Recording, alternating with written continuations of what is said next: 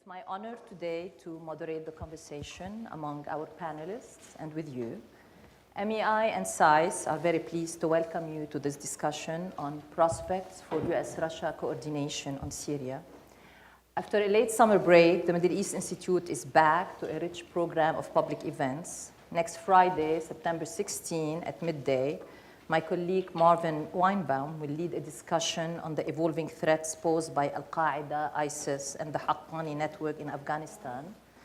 At the end of this month, MEI will host its 7th full-day conference on Turkey, and our 70th anniversary annual conference is coming up on November 15 and 16. So please visit the MEI website and register to attend all of these events.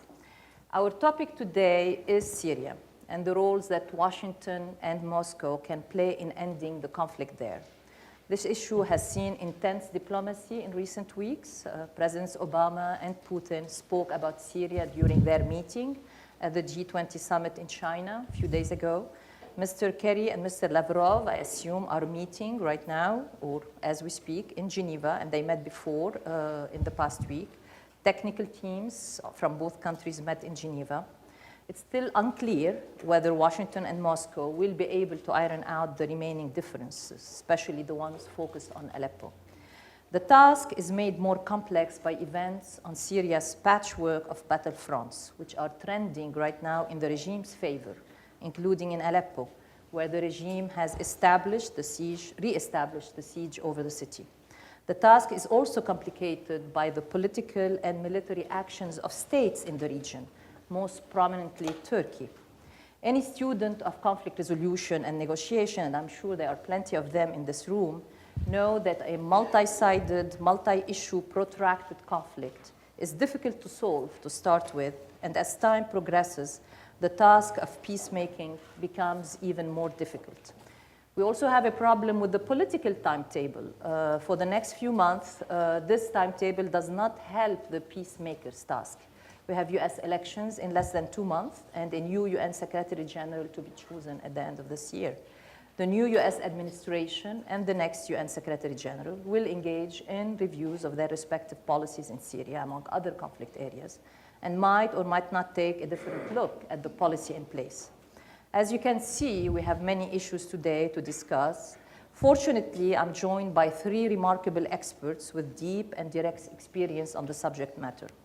They are Ambassador Robert Ford, a senior fellow at the Middle East Institute, Roger Kangas, academic dean and professor in the Near East South Asia Center for Strategic Studies at the National Defense University, and Henri Barkey, director of the Middle East program at the Wilson Center. Their bios are with the invitation, so I'm not going to go in detail about each of their bios, which are extremely impressive. All of us here and our colleague who just walked in, Paul Salim, took part a month ago in a Track 2 dialogue involving 16 US and Russian experts. The focus of the discussion was the Syria-Iraq conflict axis. We spent more time talking about Syria than Iraq, and we had a very interesting discussion about the Kurdish issue. I forgot to mention that also our colleague Charles Lister, who is in the room, was also part of the discussion. The Track 2 dialogue was co-organized by the Middle East Institute Initiative for Track 2 Dialogue and the Near East South Asia Center for Strategic Studies at the National Defense University. And we hope we will be continuing with this Track 2 next year. Now, let's go to the task at hand. I have asked each of my colleagues to speak for 5 to 7 minutes at the start, addressing one particular angle to this issue of prospects for coordination, US-Russia coordination on Syria. After their presentations, I will pose initially one round of questions to each of them or as a group. And if I feel the conversation warrants a second round of questions, I will do that. And then I will open it for questions and answer with the audience. I'm going to be reserving about 40 minutes. So for those of you who have questions, please, I think we will have time to address them. And I would like to make this session as interactive as possible between this group and yourself. Robert will be discussing the ongoing US-Russia negotiations against the background of evolving conflict dynamics on the ground in Syria. And what types of challenges do these dynamics pose for the future prospect of U.S.-Russia negotiation on Syria. Roger Kangas will follow and will discuss the prospects for U.S.-Russia coordination on Syria within the broader context of the U.S.-Russia relationship. And Henri Barkey will share with us his own take on how the Turkish military intervention incursion in northern Syria impacts these prospects for U.S.-Russia coordination, for good or bad. So the floor is yours, Robert. Thank you, Randa. First, it's nice to be back at SAIS. I think there are a lot of students here who are starting classes. Good luck. I'm so glad now I teach instead of having to write papers. So I'm going to talk for 5 minutes, and I have 3 topics I want to address. Number one, how the United States and Russia analyze the essential Syria problem and why that makes cooperation and coordination difficult.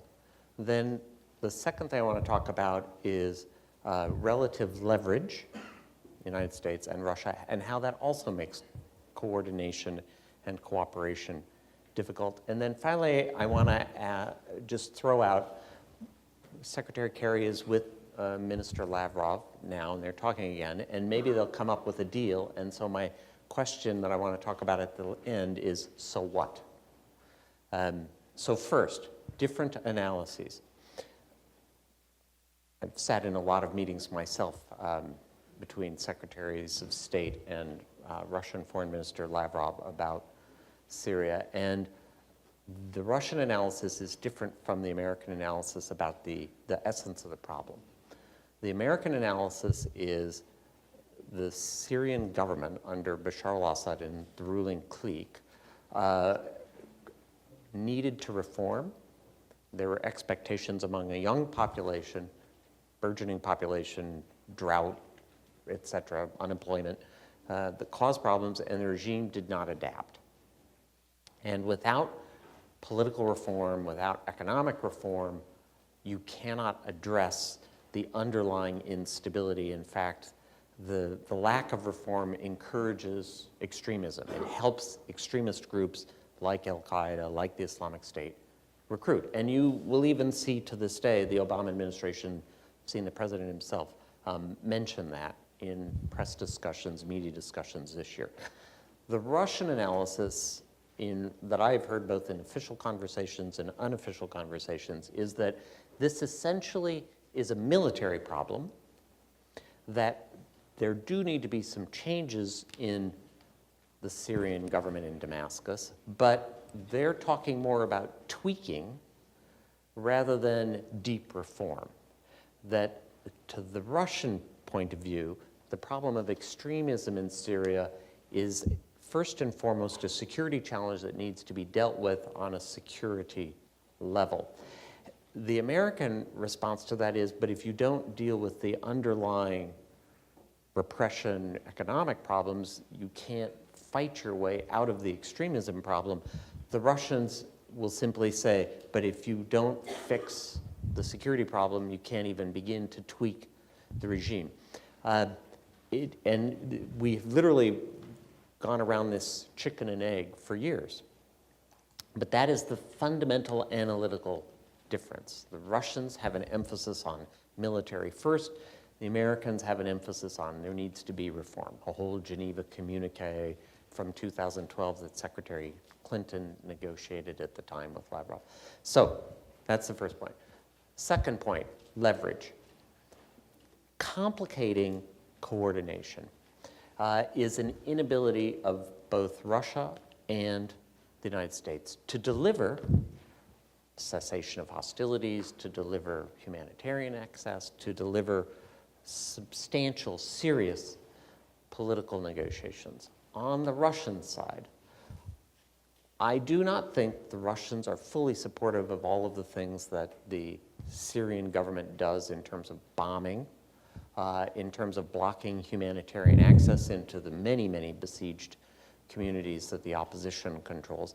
I have heard myself from United Nations officials that are on the ground that in many cases the Russian ambassador was playing a very helpful role trying to get UN-led convoys into besieged communities in places like Homs and suburban Damascus, but that the Syrian government was often obstreperous. My own experience in Iraq, when we had 150,000 American soldiers in Iraq and could not control every little thing the Iraqi government did, I have some sympathy with the Russian situation. It is not like the Russians can snap their fingers and the next day the Syrian government implements whatever the Russians want them to do.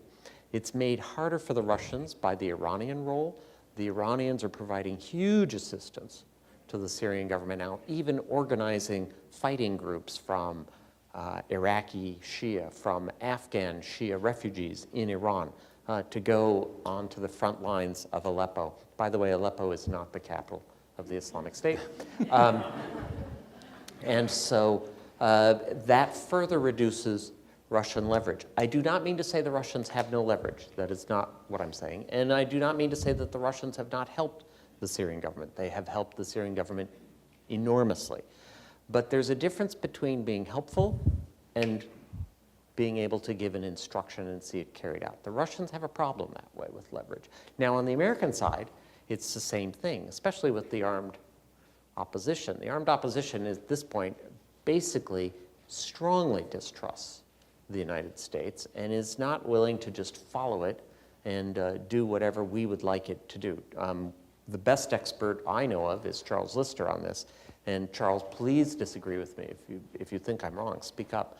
But I don't think the Americans can easily convince the armed opposition to respect a ceasefire, to allow UN-led humanitarian convoys into the handful of either Shia or Alawi enclaves that are surrounded up in northwestern Syria. And so the Americans, too, have a leverage problem. Turkey has its own agenda. Saudi Arabia has its own agenda. And the Obama administration's difficulties with Saudi Arabia and Turkey are well known. And so both governments are trying to negotiate a cessation of hostility and get the people on their so-called two sides lined up. Both sides have a leverage problem. That complicates seeing the terms of any agreement coming out of a Lavrov-Kerry meeting in Geneva, seeing the terms of that agreement respected, ceasefire, humanitarian aid, and of course, ultimately, political negotiations. So then, as I look at what's going on in the news, and I'll end on this point, it might be a little controversial. It is conceivable, given the American concern with al-Qaeda's burgeoning influence in Syria,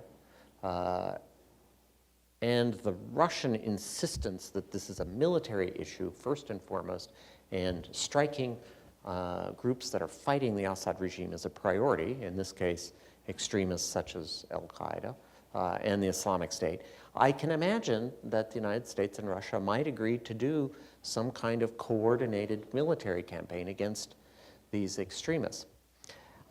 I think that's entirely within the realm of the feasible, although I would note that Secretary of Defense Ash Carter and CIA Director John Brennan have expressed some skepticism in public statements over the last 10 days.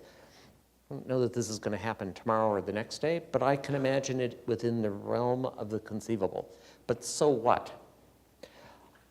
I share the American analysis that ultimately this is not first and foremost a military problem, that this is in fact a problem of deeper expectations among a young population that want change, that want accountable government, that want hope, want economic opportunity.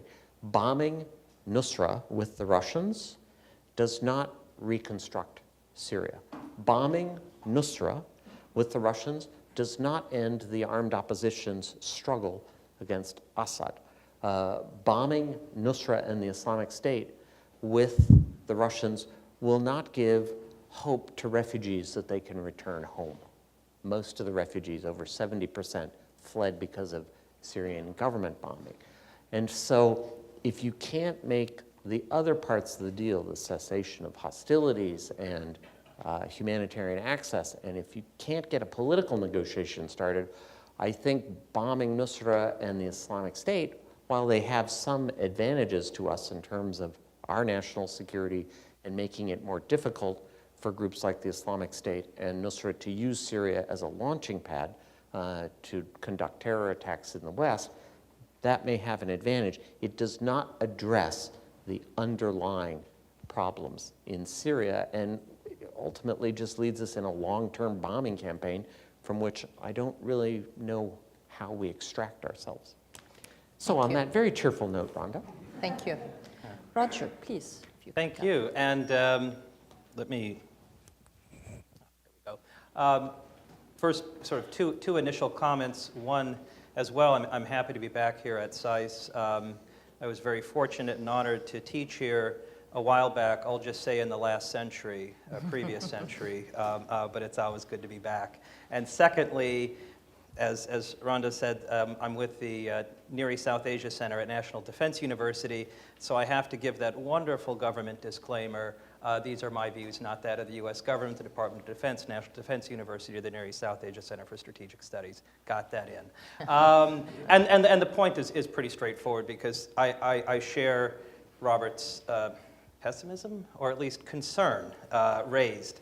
And when I look at negotiations, agreements, what we're seeing in Geneva, as well as what has been an ongoing military-to-military dialogue. I mean, the militaries have been speaking now for a while and have been attempting to coordinate, and in fact, on some levels, have coordinated efforts.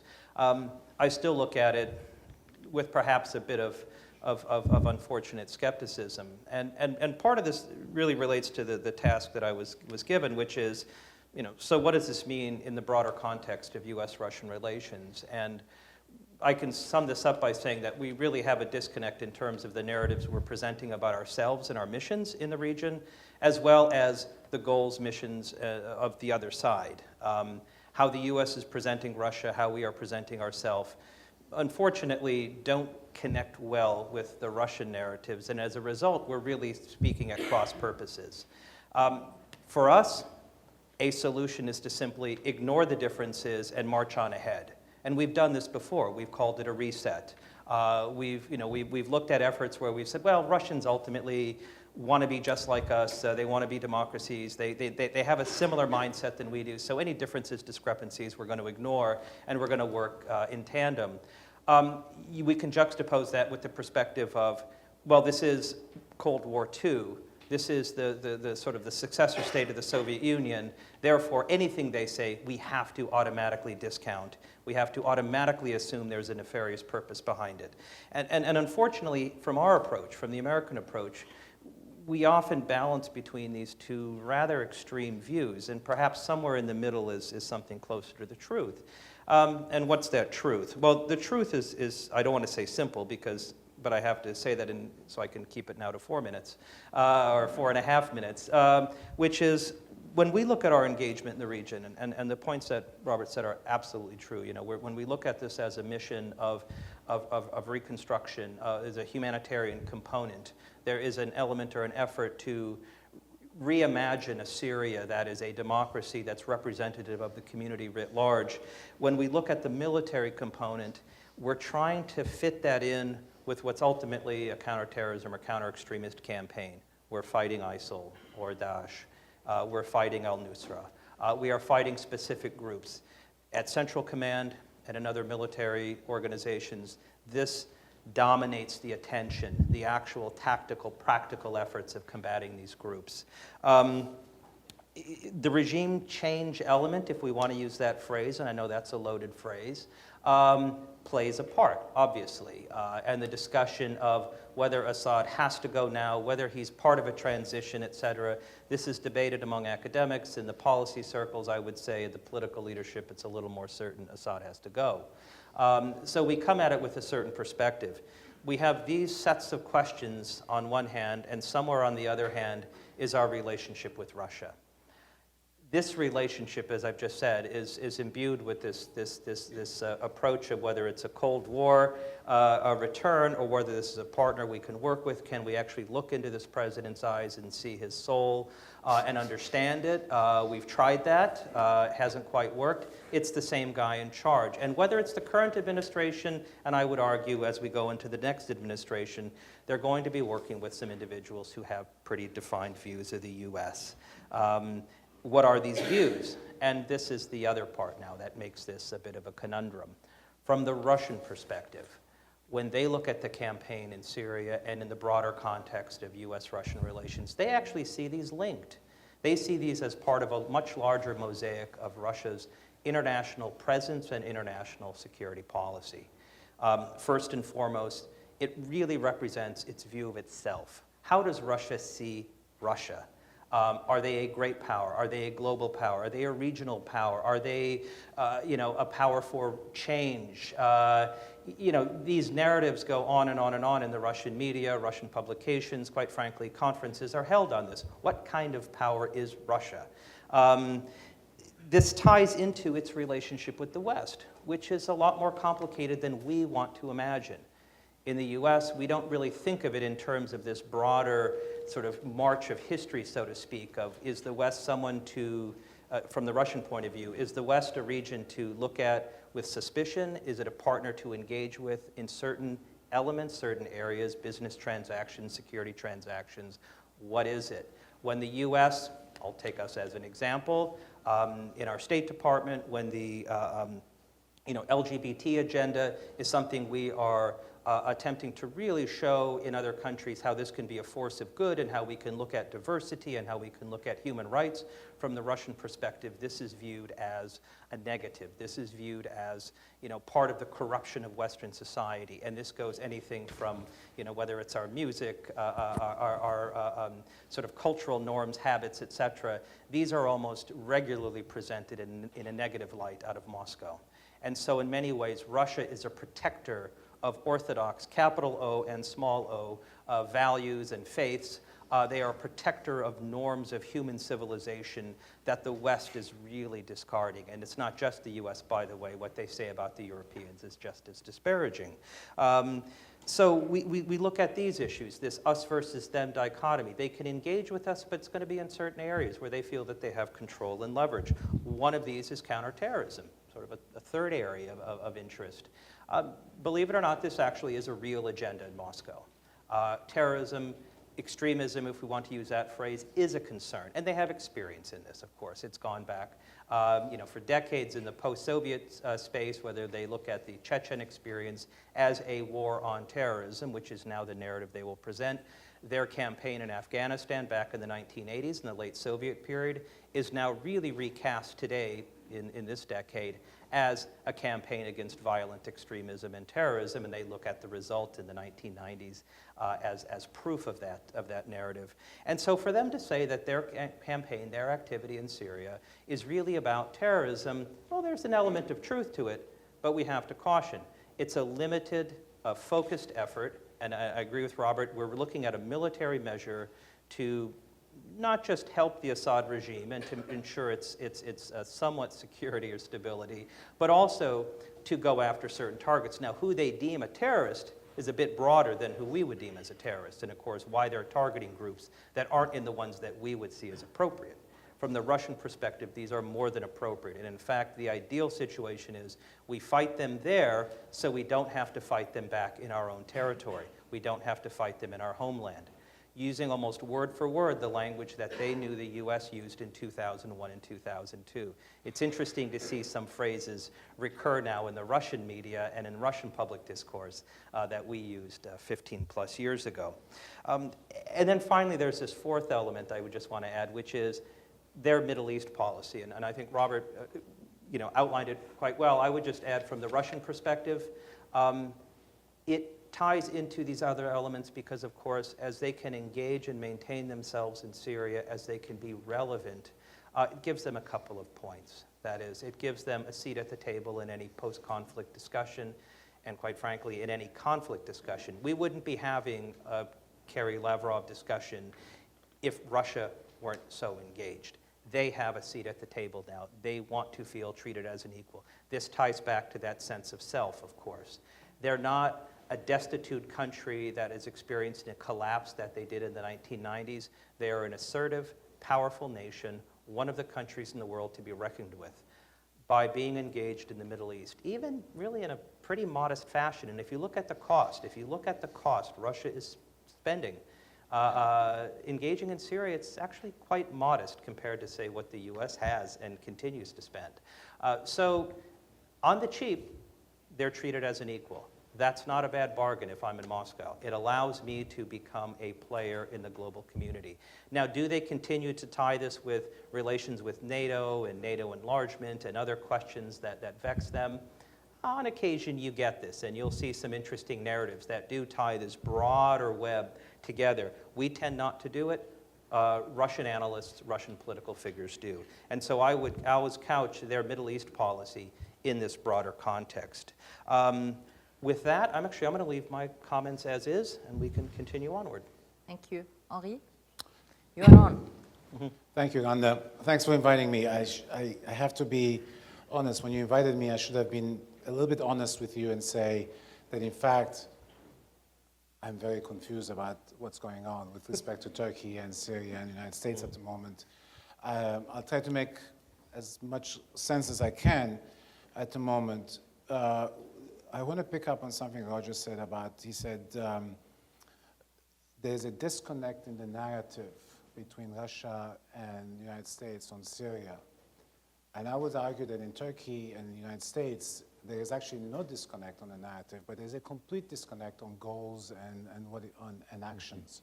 So you have this very bizarre situation where both countries are saying approximately the same things about Assad, about ISIS and Daesh, but in fact, what they're doing and what the policies they're pursuing are completely at odds with each other, and they're making, I have to say, putting a smiley face.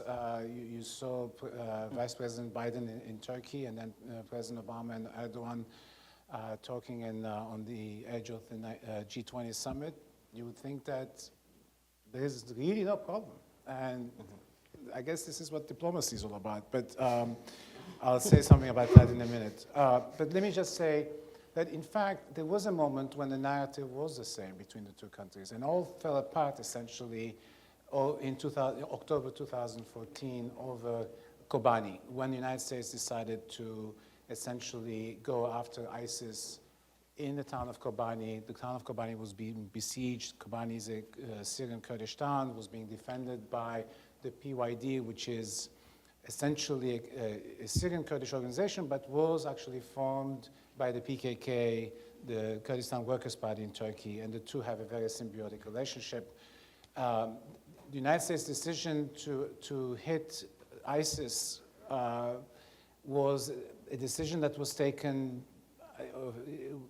on the spur of the moment. There was no plan before. It just happened that ISIS committed essentially a huge strategic error by massing enormous amount of equipment that it had captured from the Iraqi army in Mosul, and decided to make a show of it. And then someone in the Pentagon probably said, you know, we can actually destroy a lot of this stuff if we attack it.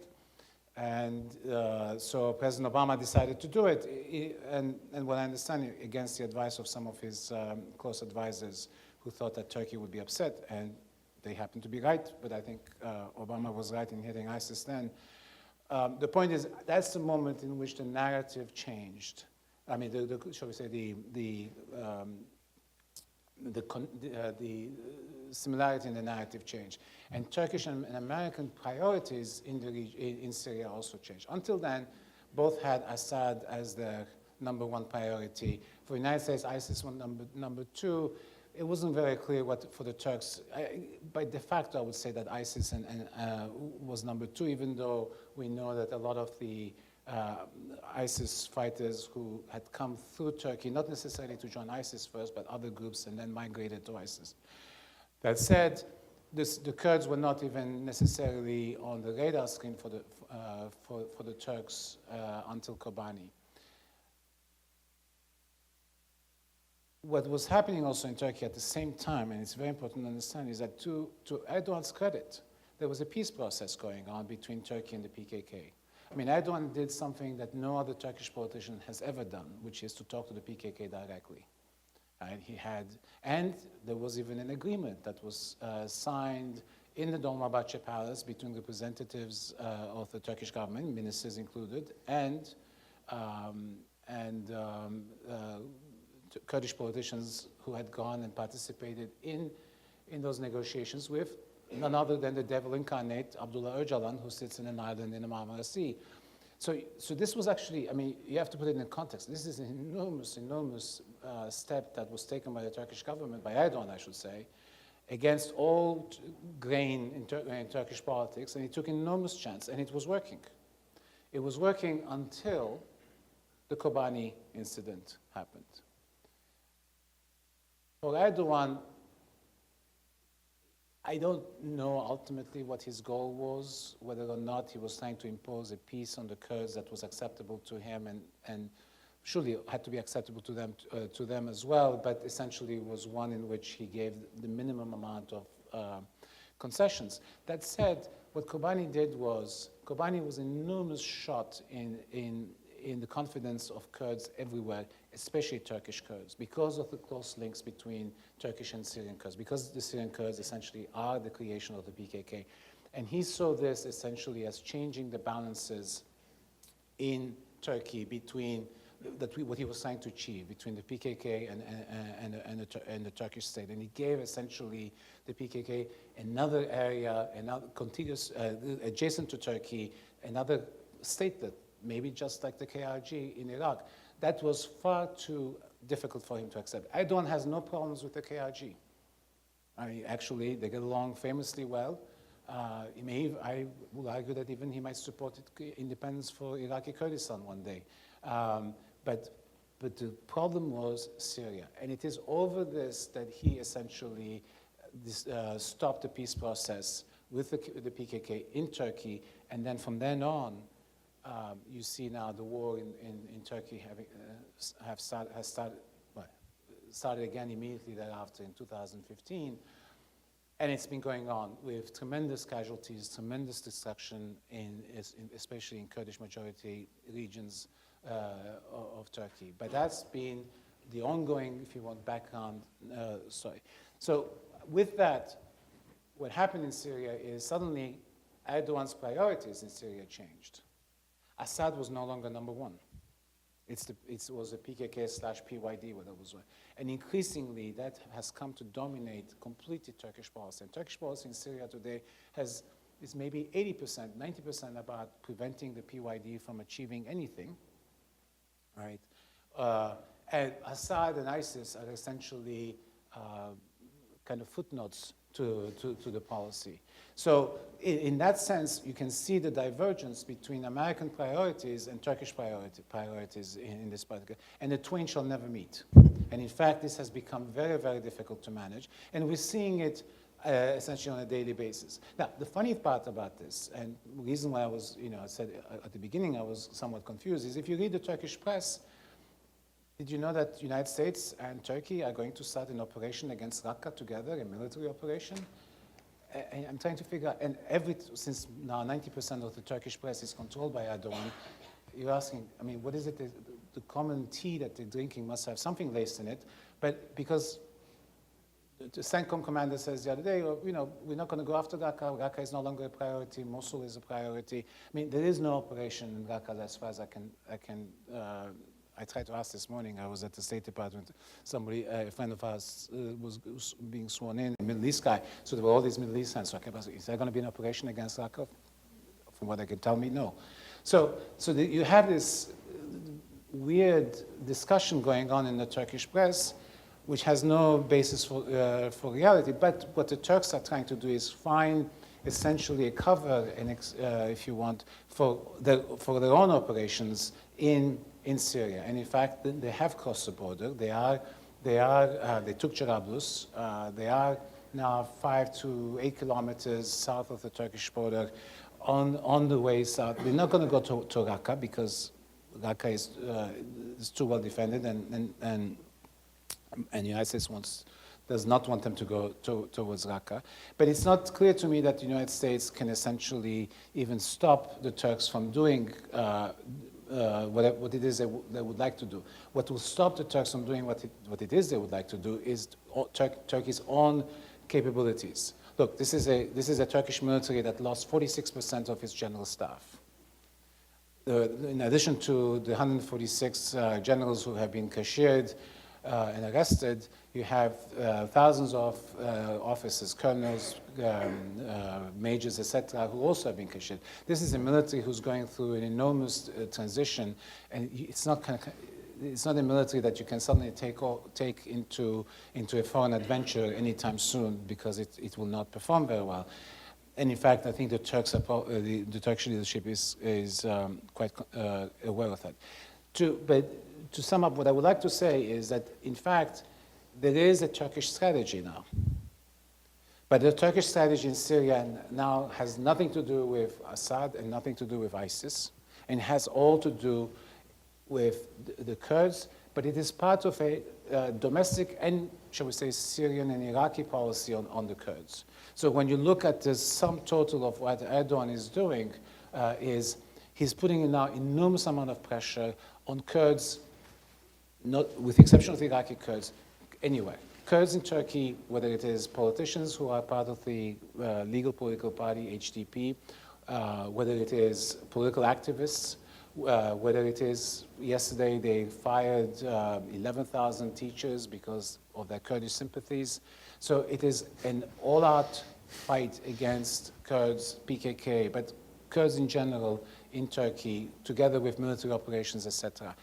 What they're doing in Syria is part of that, I would suggest, is part of the same strategy. It is to put as much pressure on the PKK as possible, to force the PKK, my guess is, to go for a unilateral ceasefire so that Erdogan can say his military strategy worked, and he wants at least psychologically to defeat the PKK. He knows, and that's the reason he did talk to Öcalan. He knows he cannot defeat the Kurds militarily.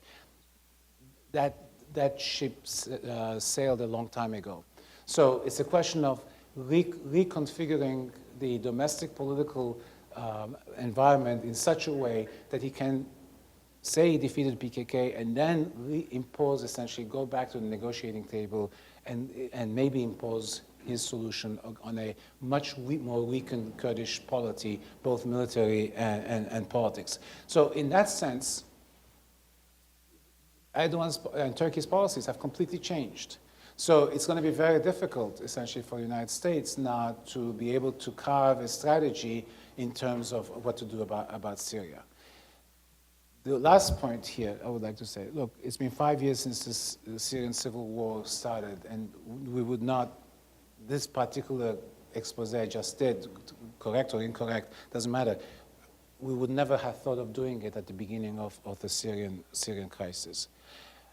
The way things are going, the Syrian crisis may last another 5 years.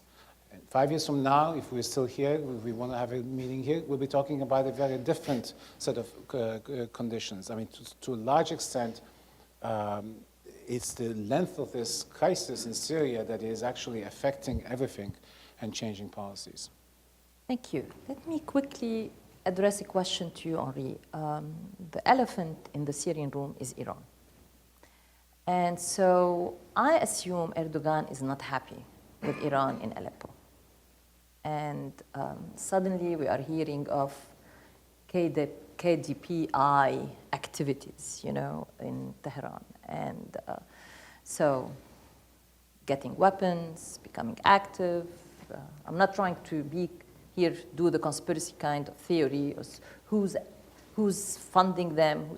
But how does Erdogan view Iran? What's the drivers now of the Turkish-Iranian relation, if we can put it going forward? It has been a working relationship. They disagree fundamentally on Assad, but we are seeing, some kind of rapprochement happening with. I'm sorry. Turkish-Iran. Sorry, Turkish-Iran. So you're seeing a rapprochement, you're saying? I mean, some kind of a warming up. On Assad, they are still But for example, I think the idea that Ankara now is of the opinion that Assad can have a role in the transition period is something that Iran welcomes, whereas we see yesterday Al-Jubeir after his meeting with the foreign minister of Turkey saying, oh, we are on the same, position here, although they are not. It seems to me everybody's on the same side. But they are not on on this. issue. So where do you see this Turkish-Iranian relationship evolve, given the role of Iran in Aleppo and the likelihood that Iran is going to be staying in Aleppo for a long time to come? Aleppo? Which is not the capital of ISIS, by the way.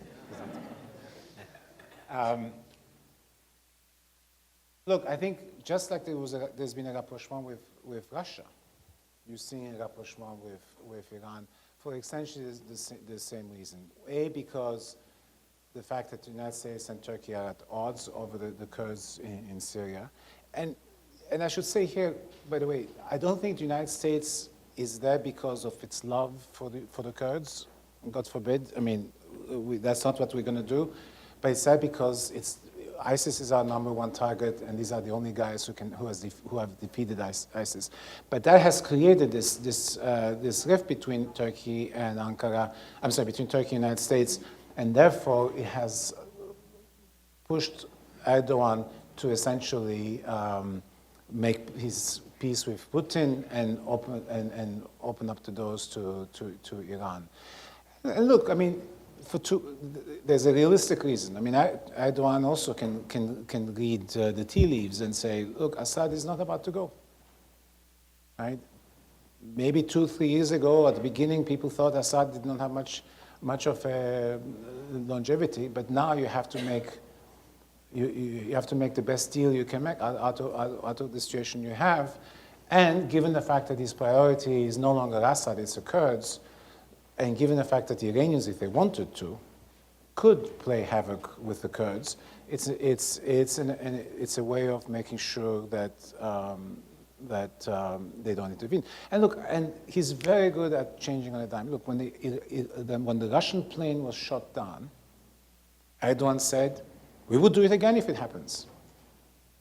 Right? And suddenly, oh my God, it wasn't our fault. It was these awful Gülenist officers who did it. I mean, if you believe that, I'll sell you a Brooklyn Bridge. But the point is, he's very capable of switching very, very quickly. And that's what he's doing now.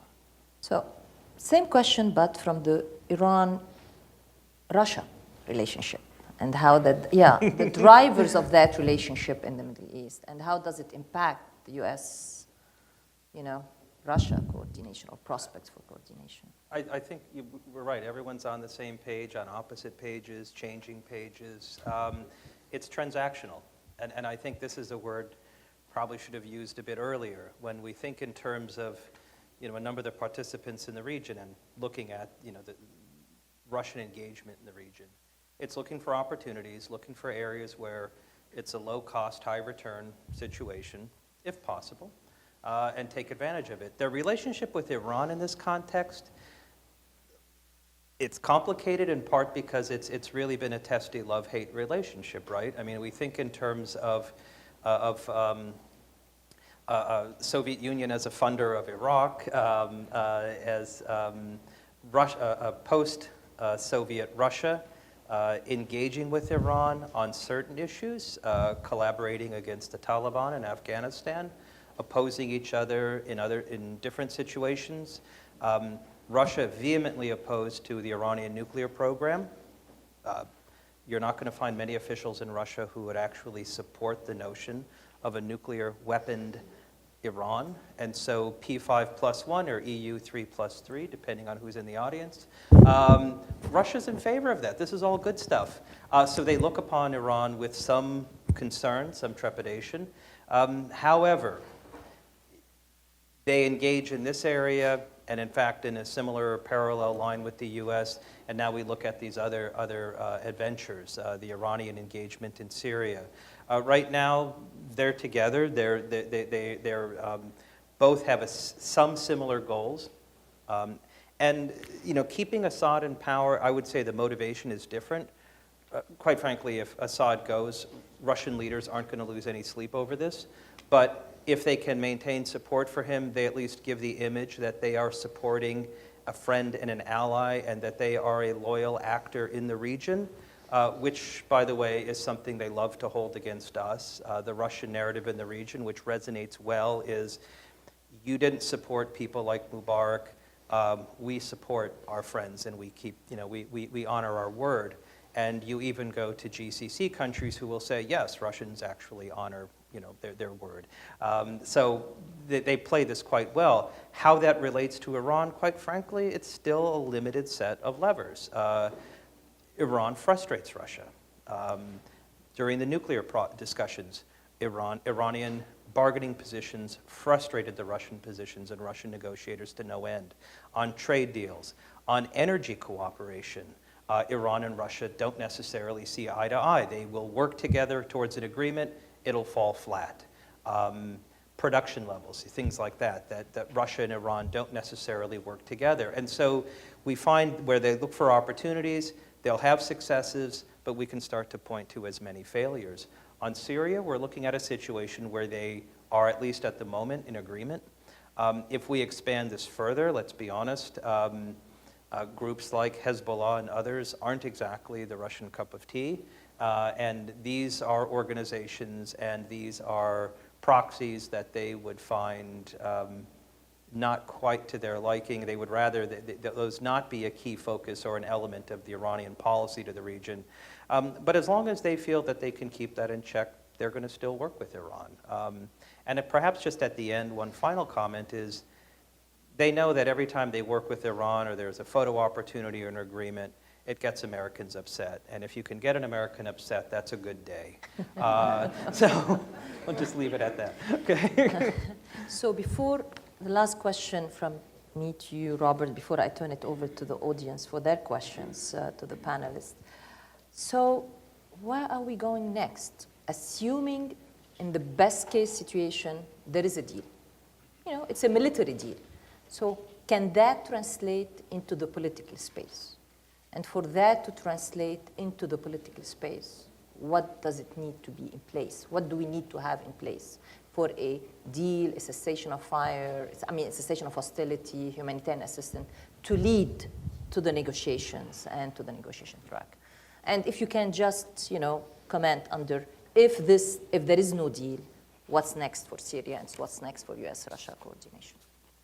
I know these are two big I was going to things. say, in brief, I think the most optimistic outcome for Syria in the short to medium term is a ceasefire that somehow holds, and that would be miraculous by itself, but leads to the de facto partition of the country with its own drawbacks. If the ceasefire that the Americans and the Russians try to achieve, sorry, I'm not using the term of art, cessation of hostilities, if it does not hold, then you just have fighting like we have seen in Syria now, with all of the tragedies associated with that. I think it highly unlikely that a cessation of hostilities that does not have some kind of a monitoring mechanism, it's bound not to hold. I don't think the Syrian government is prepared to relinquish its claims to the parts of Syria it does not control, whether that be eastern Aleppo, whether that be the suburbs of Damascus, whether that be parts of Quneitra province in the south, not far from Israel, or the huge expanses of territory in eastern Syria that are outside its control. I do not think the Syrian government is prepared over the long term to cede control of those. On this, I take Bashar al-Assad at his word, and he's been very plain about it, and sometimes aggravated the Russians in the process. And at the same time, the Syrian armed opposition is trying to change a police state. And they're trying to change a police state because they don't dare go home as long as that police state is still there. Let me ask a question to the audience. You've watched the news, informed audience. How many of you would trust taking your families back to what remains of your apartment in, let's just say, Homs or Aleppo, knowing that the 4 secret police agencies that used to be able to pick up anybody they wanted without any accountability whatsoever are still very much there and have your names down as armed opposition. But they say they won't bother you. How many of you would trust your lives and your family's lives to that promise? Show of hands. Okay. Well, I have to tell you, I've asked that question of armed opposition people myself in the last 2 years, and their response is pretty much like yours. And so without the kind of political security sector reforms that I talked about, I don't really see how you end the fighting. We've asked the Russians about this in our unofficial discussions with the Middle East Institute. And security sector reform, they sort of understand the concept, but they certainly don't have a plan for it. And when we asked them what they thought about reconstruction of Syria, they certainly didn't have a plan for that either. I'm not saying the Americans have great plans for post-ceasefire Syria. I'm not sure that they do. But I do know the Russians seem to have none, because it's a military problem. It's a military problem. And so, Randa, as I look out into the future, I see a partition which will be hard to hold, given the Syrian government and the Syrian armed opposition's attitudes, would depend on having a monitoring force on the ground, which is not in the offing. The UN deployed a monitoring force in 2012 under Norwegian General Moon, 400 unarmed observers, and they were there for about 3 months and gave up in frustration with Kofi Annan. I just don't see how this goes anywhere, which goes back to what I said before about the so what. This is not just about bombing Nusra and the Islamic State. This is a much deeper question. Henri's talked about the Kurdish angle. This is a much deeper, more complex problem. Thank you. Now, we'll turn over, sir, and we have to wait for the microphone because we are taping this and they are coming around. So this is, you go first. Yes, sir. And please tell your name and to whom are you addressing the question? Robert Friedman, Johns Hopkins University. Actually, 2 points. To Henri, thank you very much. It was a very coherent presentation, actually, and well understood. 2 days ago, both the Turkish foreign minister and the Turkish defense minister were quoted as saying they are interested in going to Raqqa. And Ash Carter, the U.S. Secretary of Defense, is also quoted as possible cooperation. Is this, from the Turkish perspective, just blowing smoke? Question number one. And to my other 2 friends up there, I come from the Cold War II mentality. Let me be very clear about that. Can't you make an argument the Russians want to keep this going?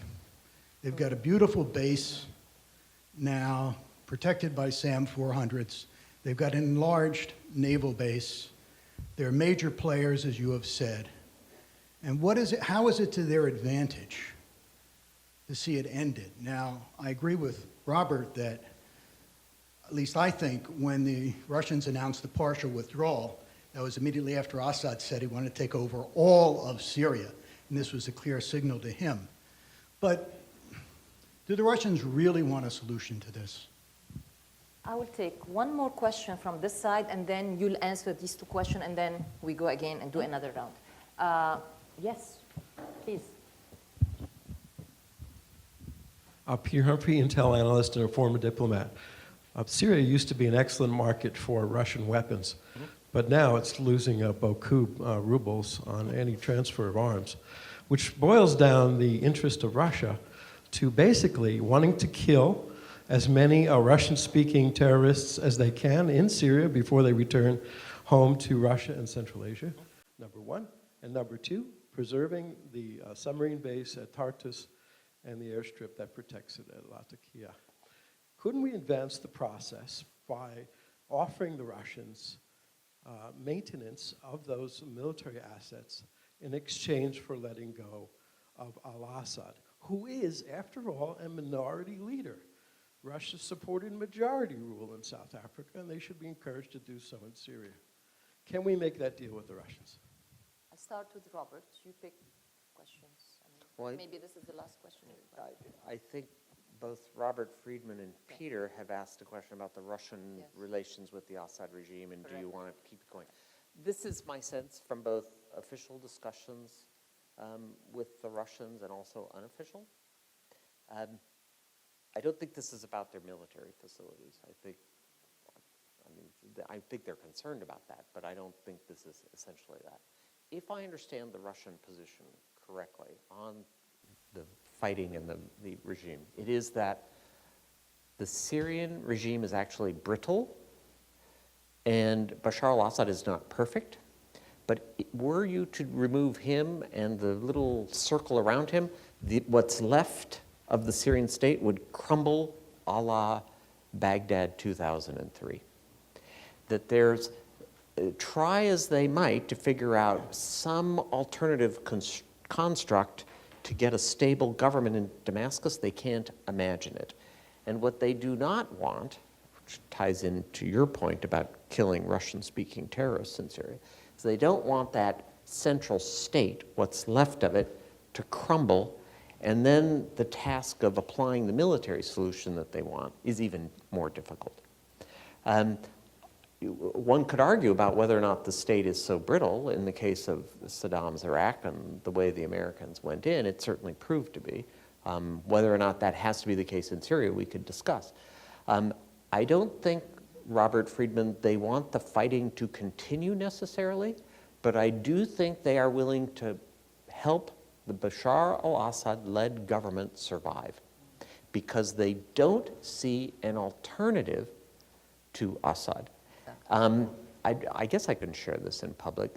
My former boss, Assistant Secretary Beth Jones, is here, and she's going to slap me. But and I don't have diplomatic immunity anymore. It's tragic. But Lavrov once said to me in one of our meetings, he knew about me, and I'd been in Iraq 5 years, and he said, "We don't need any more of your social engineering like Iraq."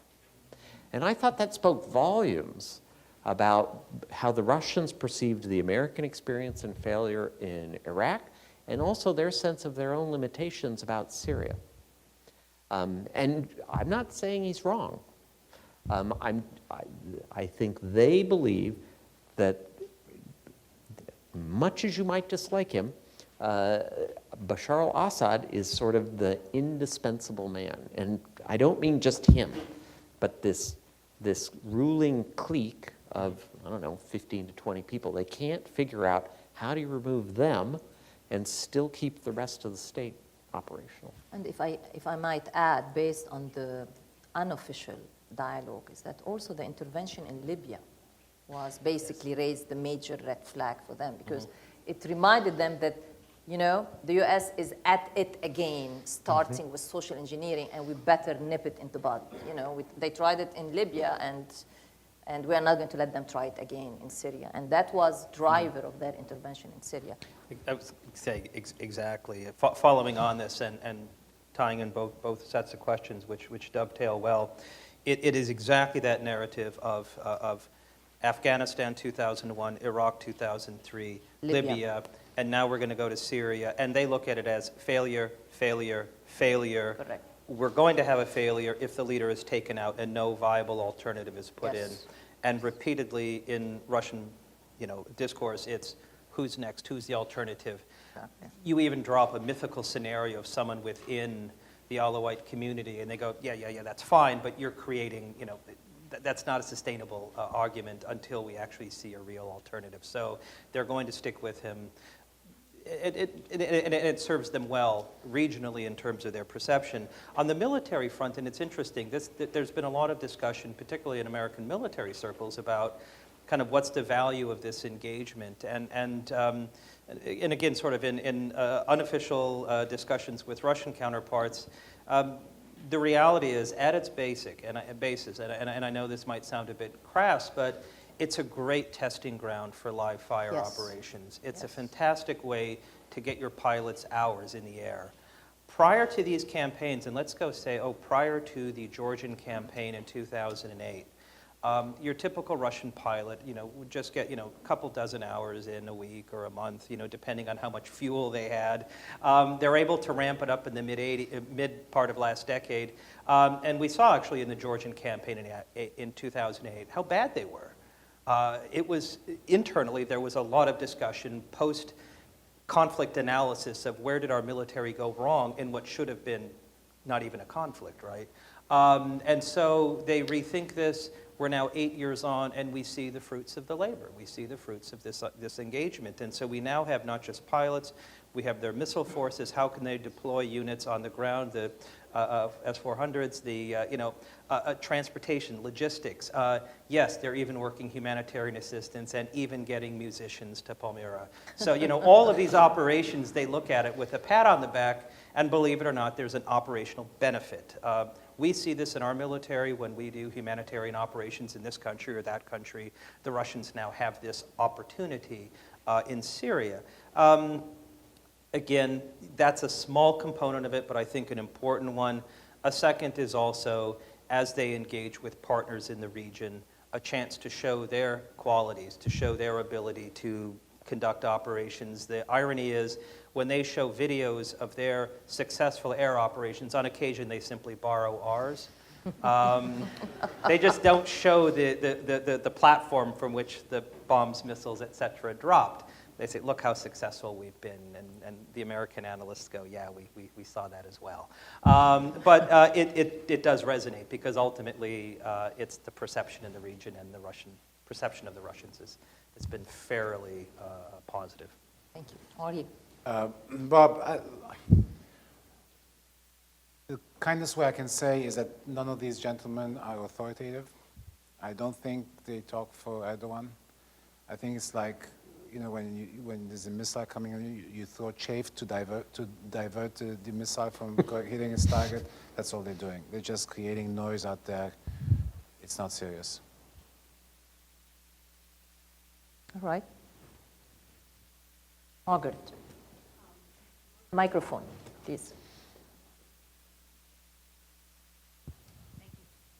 Margaret Warner from the PBS NewsHour, and this is really for Robert Kangas, but anyone else. If there were U.S. Russian military cooperation, they say right now it's just deconfliction. Mm-hmm. One, you indicated it's more than that, but two, what would it actually look like operationally? What are we talking about? Okay. Another question? Shall we take? Yes, sir. Here. Thank you, sir. This is Nasir Hafiz. I'm from South Asia Studies at Johns Hopkins. My question is that if you look at the title of today's event, that how Russia and American cooperate to solve the puzzle, which is so far not, we are not totally understanding what actually is on ground, and unfortunately we have not been able to figure out what is going to be the alternative or a better solution from the present situation. My question is that if you look at Syria from purely geostrategic perspective, so it appears that there is a struggle going on, and different powers are playing, but in fact there's a humanitarian crisis also. So my question is that what United Nations or what other organizations can do, or so many humanitarian organizations are out there. So how can that factor can be brought into the conflict to draw more cooperation to get out of the power struggle that is for interest-based alone for a humanitarian crisis? Thank you. Thank you. You take this question, maybe Robert will take that. Actually, very, very straightforward on the U.S. Russian military cooperation. If I gave the impression that it's more than deconfliction, I'll sort of scale that back a bit, because right now that's the vast majority of the cooperation is really just trying to sort out flight lines and who's going where. And as we see, and in fact, I think even yesterday, the day before, we're only 10 feet away, isn't that nice? I will say we're going to have to put up with that, because it's very much a Russian game to see how they can test our ability to remain reserved and not frustrated when they come that close to us. Again, back to the testing equipment thing, but it's also maybe a machismo moment among pilots. But with that, what would real cooperation look like? Well, first of all, it would have to entail a clear understanding of who the targets on the ground are. And as we've been saying, that isn't happening. At least we'd like to think we know who the quote-unquote bad guys are, or whether it's particularly Daesh, we will target this group. For the Russian forces, if we're believing the statistics that are coming out, 70-80% of ordinances are falling on non-terrorist, non-extremist groups. They're not going to pull back from that, because again, that gets all the way back to their notion of supporting the Assad regime, and they're going after the communities or constituencies that would cause most damage to him. Until we can actually get an understanding of who the target is, we're not going to have cooperation. I mean, we think back to the last time we really worked together, the Great Patriotic War, World War II. Believe it or not, there were still deconfliction moments and serious policy differences. And as a result, the narratives that came out of that war, even today, still differ radically. The Russian perception today of how we didn't cooperate with them is sort of standard fare. And so something as simple or basic, I should say simple, but as concentrated as the Syrian conflict, we're probably not getting past that first stage.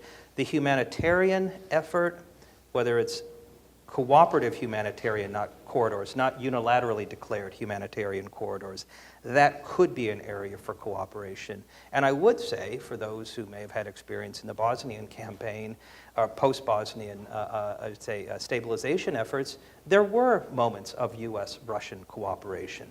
Again, in humanitarian efforts, intelligence sharing, et cetera. So we can actually look to a moment where, again, in a limited instance, it happened, but it was specific, it was driven by a few people and constantly worked on with the regular moments of failure. And unfortunately, I see that as the norm here. Thank you. Robert, can you just comment quickly on what Roger said in terms of agreeing on the targets? That requires of the U.S. to do what you told me some time ago, demarbling, right? Separating, the good guys from the bad guys. Yeah. I mean, is that something that's feasible now? Are we in a stage where we can separate the good guys from the bad guys? Is it doable? I mean, we can talk about it, but on the ground, is it doable? Well, I'd actually love to hear what Charles thinks about this too, Yeah. but I'll hazard a not so informed guess. The overall trend in the Syrian armed opposition as the fight gets more and more desperate is to conglomerate into more loose alliances that include this al-Qaeda affiliate. Not because they like the al-Qaeda affiliate, they don't. Not because they trust the al-Qaeda affiliate, they don't. Not because they've always had wonderful relations with the al-Qaeda affiliate, they haven't. In many cases, they've been attacked by that al-Qaeda affiliate, which they're now cooperating with. It's just that whereas 20% of their experience with the al-Qaeda affiliate is bad, 100% of their experience with the Assad government is bad. And so they've just decided, as a purely tactical survival strategy, to work more and more with this al-Qaeda affiliate now called Fatah Sham. The demarbling, I think, is actually getting harder with the passage of time, simply because the armed opposition on the ground, which had managed to connect physically into the besieged pocket in East Aleppo, they've lost that ground now, and they've lost ground in suburban Damascus. And so from their perspective, they're losing. I think that perspective is probably accurate in a way. And so demarbling is harder than ever. The American threat to just go ahead and bomb the Nusra positions, and if other opposition groups are in the way, that's too bad. They should have moved out of the way. I think will just further reduce any American leverage over the armed opposition, were we to ever get to a political negotiating table. And it will, by contrast, raise the leverage of countries like Saudi Arabia and Turkey, on whom they will be ever more dependent. But actually, could we ask Charles what you think? Charles, can you raise your can you give him the microphone to comment? This is unusual. Why not? Go ahead. I agree. I think everything Robert said is right. That's why I wanted to ask The reality is, on the ground, the armed opposition groups with which we work, and we continue to work on a limited basis, believe that the international community is now part of a conspiracy against their revolution. And we now are faced with this horrible reality whereby yesterday a drone strike from some country killed one of the most senior members of this former or current al-Qaeda affiliate, their military leader. And we now see basically the entirety of the opposition coming out mourning his death. Why? Because he was responsible for breaking the siege of Aleppo whilst the international community watched and did nothing. And so, yeah, it's become very normal now to hear very reasonable nationalist individuals within the opposition say that al-Qaeda is a far more effective ally than the West, and why should we consider anything different? And as Robert said, it's not because they like them, but it's just a simple day-to-day strategy for survival. Thank you. Now, on the humanitarian questions, Robert, the question was, how can we factor it into our discussions more? How can it be a basis for common ground action more? Your question is a fair one. Two levels of response. As part of this negotiation that Kerry and Lavrov are conducting, there seems to be a discussion about a humanitarian aid corridor into this pocket of East Aleppo, as well as government-controlled West Aleppo, through a route called the Costello Road. And the Russians have actually offered to station soldiers on that road, ground forces. Not a lot, but some. And, you know, they'll be at some risk. They're going into a war zone. They want the Americans to guarantee that the opposition won't shoot at them. I refer back to the leverage over the opposition that I was just talking about and Charles was talking about. On one level, the Russians appear to be cooperative. But on the other hand, the experience with the Russians, the hard experience with the Russians, is that when the Syrian government repeatedly violated UN Security Council Resolution 2254 from earlier this year, the Russians did not want to move to any kind of serious response to the Syrian government. No additional sanctions, no promises to maybe cut arms until they reopened corridors or whatever. And consequently, people starved to death in places like Madaya. And the Russians watched. I'm not saying they welcomed it, but they accepted it as the cost of preserving the Assad government, which is their number one priority. Humanitarian aid is not their number one priority. It's not even number two, probably not even number three. I'm not saying they're against humanitarian aid. I'm just saying it's not a priority. And the Russians are quite tough about following priorities 1, 2, and 3. And I have to say, this is made even more difficult by a Syrian government which has absolutely no interest or concern about the civilian populations in occupied parts, opposition-controlled parts of the country. None. Zero. The Syrian government is completely disinterested. And that makes any Russian task of convincing the Syrian government to act in a halfway responsible manner even harder. And do the Russians really want to spend their few nickels on that? And as much as the United Nations or the United States or Ban Ki-moon or anybody complains about it, the Syrian government isn't going to move, and the Russians have very limited leverage. Is that really where they want to spend their effort? One last round of questions. I think you wanted to ask a question, or no? Not anymore? Okay, sir. Yes.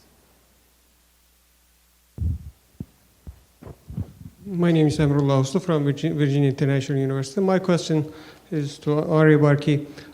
When we think of Turks and Turkish reaction to Kurds, they kind of waited up until the Kurds tried to come to the Euphrates River.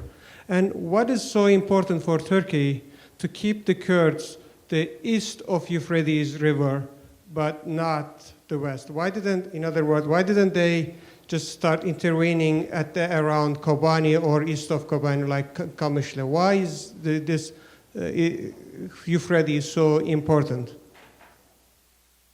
Well, look, first of all, when Kobani occurred, the Turks were not ready.